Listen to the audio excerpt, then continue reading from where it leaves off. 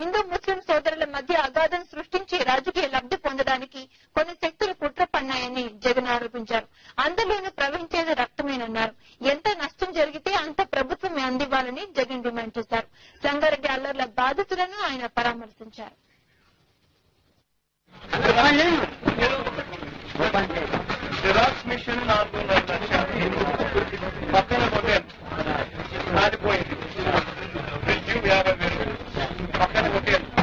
పక్కన electric shop మొత్తంగా దాదాపుగా 70-80 షాపుల పరిస్థితి ఇదే మాదిరిగా జరిగితే దాదాపుగా 1,500 లాస్ ఉంటే దాదాపుగా 1,500 నష్టం జరిగితే గవర్నమెంట్ ఇలా ఇచ్చింది కేవలం 10,000 రూపాయలు ఇచ్చి చేతులు దొరుకుతుంటా ఉంది. అది కూడా ఇంత అన్యాయంగా ఉంటే అసలు ఏం జరిగింది, ఎందుకు జరిగింది? సంగారెడ్డిలో ఇంతవరకు ఎప్పుడు కూడా ఇటువంటి కమ్యూనల్ గొడవ జరగలేదు. సంగారెడ్డి జిల్లాలో ఎప్పుడు సంగారెడ్డి కాన్స్టిట్యూన్సీ ఎప్పుడు జరగని గొడవ జరిగింది అని కారణం దాదాపుగా 400 మంది ఆయుధాలతో 400 మంది ఆయుధాలతో పెట్రోల్ నుంచి సంసిద్ధమై షాపులు మూసిన షాపులు బయటికి తెరిచి నిజంగా వాజిద్ అనే ఆయన పక్కనే ఇక్కడ పాన్ షాప్, తన పాన్ షాప్ 1 గంట దాకా తన మామూలుగా రోజు ఆ పాన్ షాప్ నడుపుతాడు. తన కథ ఎదుగునే జరిగింది తను చెప్తున్నాడు. 11 గంటల ప్రాంతంలో జరిగింది. దాదాపుగా 5-6 మంది కానిస్టేబుల్ ఎదురుగా జరిగింది. కానిస్టేబుల్లను ఏందండి అని చెప్పి అడిగితే కానిస్టేబుల్ ఈయన బాధ్యతను కొట్టారా తప్ప వాళ్ళ మీద లాఠీచార్జ్ చేయని పరిస్థితి మనకు కనపడతా ఉంది.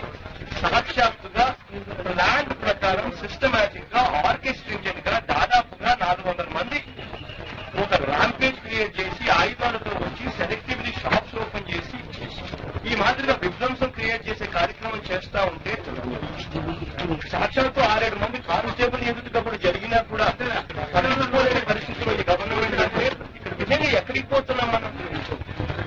గవర్నమెంట్ ఇప్పటికైనా కూడా ఇక్కడికి నేను వచ్చినాను, ఇక్కడికి నేను రాకముందు సీఎం గారి ఇక్కడికి వచ్చి నుంచి ఇంకా చాలా సంతోషపడేవాడిని.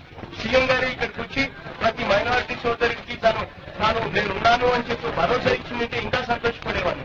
ఇక్కడ బేసికలీ సమస్య ఎక్కడ వస్తా ఉంది అని అంటే ఇక్కడ ఒక పథకం ప్రకారము హిందూ సోదరులను మైనారిటీ సోదరులను ఇద్దరి మధ్య ఒక అగాధం సృష్టించడానికి, ఒక చిచ్చు పెట్టడానికి ఒక ఆర్కెస్ట్రేటెడ్ పద్ధతిలో ఒక ప్లాన్ ప్రకారం జరుగుతూ ఉంది.